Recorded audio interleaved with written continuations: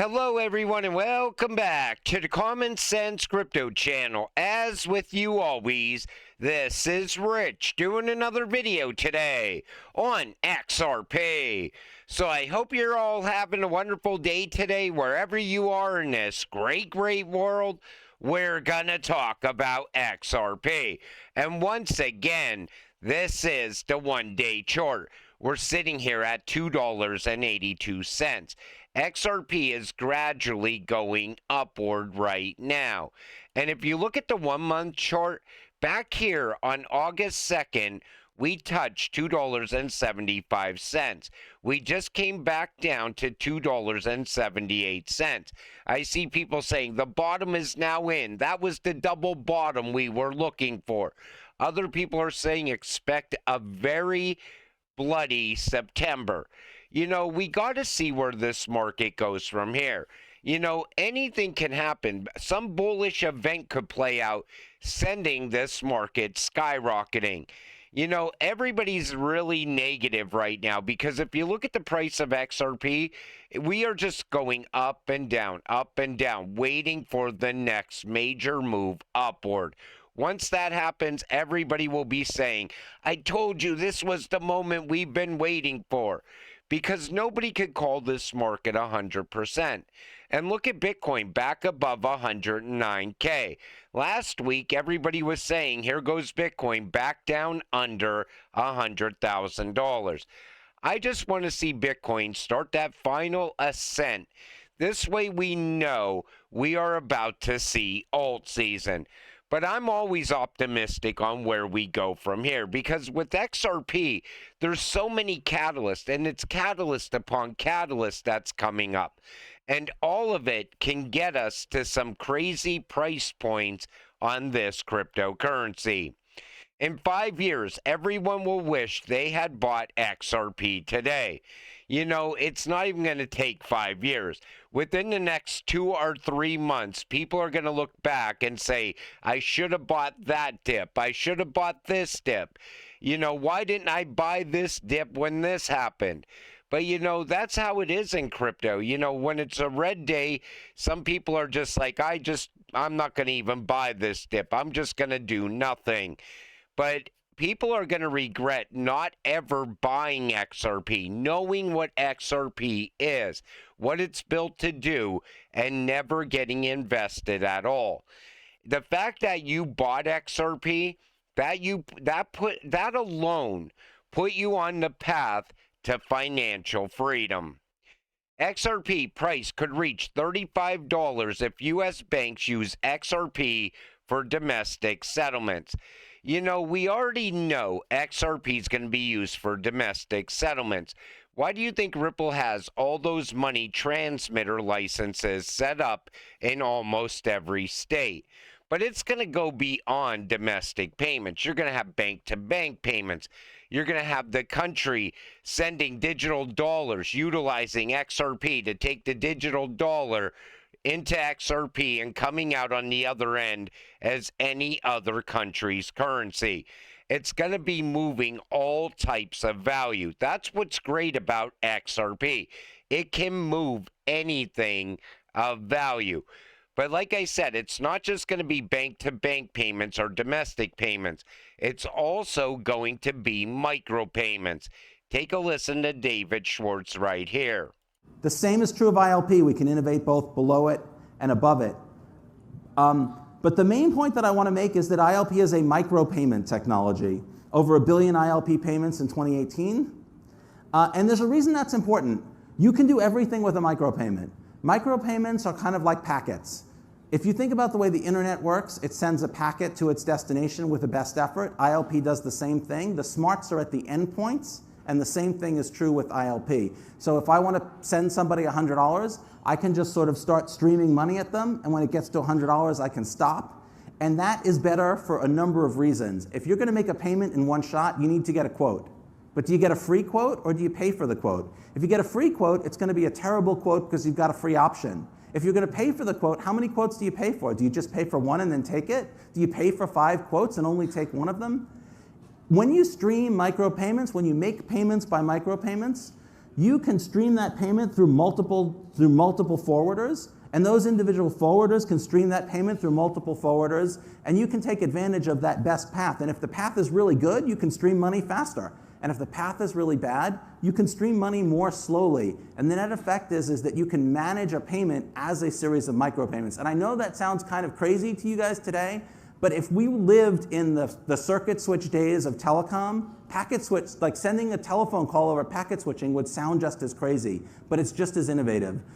If we can develop micropayments that are as cheap as a DNS request, micropayments can take over the world. We can put all of the world's payments on a modern payment platform that interoperates between both blockchain and non-blockchain value. And that's why Interledger protocol is so important. And that was David talking about that back in 2019. Look at where we are now in 2025. Everybody wants instant gratification. That's why real-time payments is going to be the path to mass adoption. And when it comes down to micropayments, it's going to allow you to pay for individual things. It's also going to allow you to get paid every hour of the day, every minute of the day. You could get paid by the second through micropayments. So I think that's even going to be bigger than domestic payments and cross-border payments as well. And Ripple was one of the first innovators around micropayment technology. Here's how high XRP could reach if Escrow burn sparks a price rally. So they're saying if Ripple was to burn the Escrow, we would see XRP reach a price of somewhere around $6 to $9. Ripple's never going to burn that Escrow. Stellar already did this with XLM years ago. And you know what happened? The price of XLM rose by 20%. And then it came right back down. And the same thing would happen with XRP.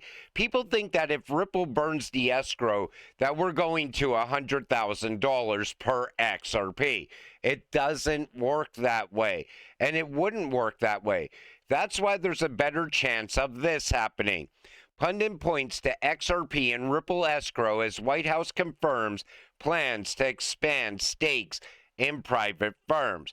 So what they're citing here is that there's a chance that the U.S. government would take control of Ripple's Escrow.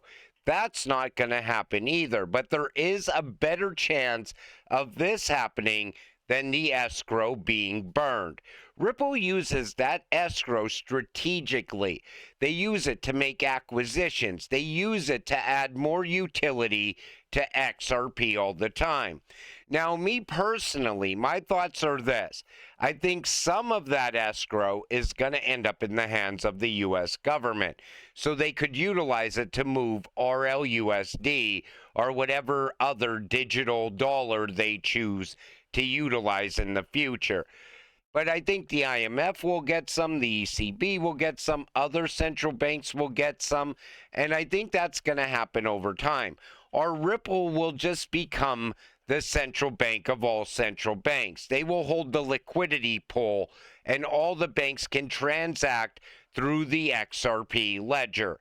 And that's a possibility as well. You got to remember, Ripple is going for a banking license, and they always looked more and more like a bank anyway. They're a one-stop shop, but just imagine that. You have the XRP ledger, you have the Ripple Escrow as the main liquidity pool for all these banks to transact through.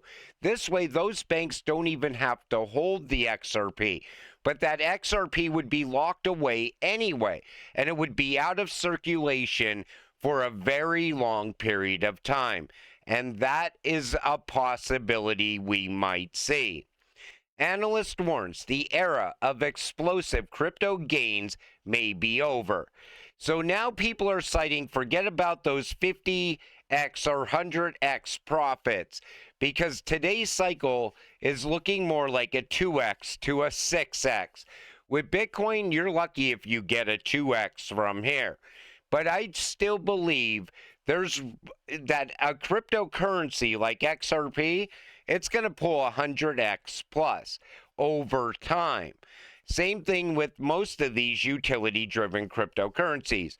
The problem is this: crypto is maturing, and now people are starting to realize that you're not going to see the 50x move on Bitcoin anymore. You're not going to see the 50x move on Ethereum anymore. It's now coming down to something that has to have use case or utility. That's how XRP is going to achieve those high price points. It's not going to be based on previous cycles and market cap, because XRP's market cap has a multiplier, a very high multiplier. Most of the time it's between 400 and 500x. So even the smallest amount of money can move the price of XRP. You don't see that with Bitcoin or Ethereum. I think Ethereum right now has like a 20x multiplier. Think about that. And this is a time where we're about to see a massive amount of ETFs go live for XRP. Billions upon billions of dollars are going to flow in through inflows. And I think it's going to move the price of XRP very quick. But this article isn't wrong. The days of seeing those massive moves on Bitcoin, they're coming to an end. Anybody that puts money in Bitcoin now, they could hope for a 2x. Will they see it? Most likely not. But like I said at the beginning of this video, you know, you look at the price of XRP today, and it's hard to see XRP reach those crazy price points that people always talked about. But when you factor everything in, you know, cross-border payments, tokenized assets coming on chain, so many other things, custody, you got XRP becoming the world's bridge currency. All of a sudden, we are going to see the price of XRP change very quick. And it's not going to be based on market cap, because market cap does not matter in crypto. You're not invested in the stock market. But anytime you cite that XRP is going to, say, even $20, the first thing people say is, well, previous cycles, this is where XRP went. And based on market cap, it could never hit this price point or that price point. And it's all nonsense. Know what you hold and continue to hold it. Because the longer you hold XRP, the richer you're going to get. And until it happens, stay patient, stay positive, and let's get rich together. With that said, I'm going to wrap up this video. I want to thank you all for watching. I appreciate all of you. I'll see you in the next one. Have a great night.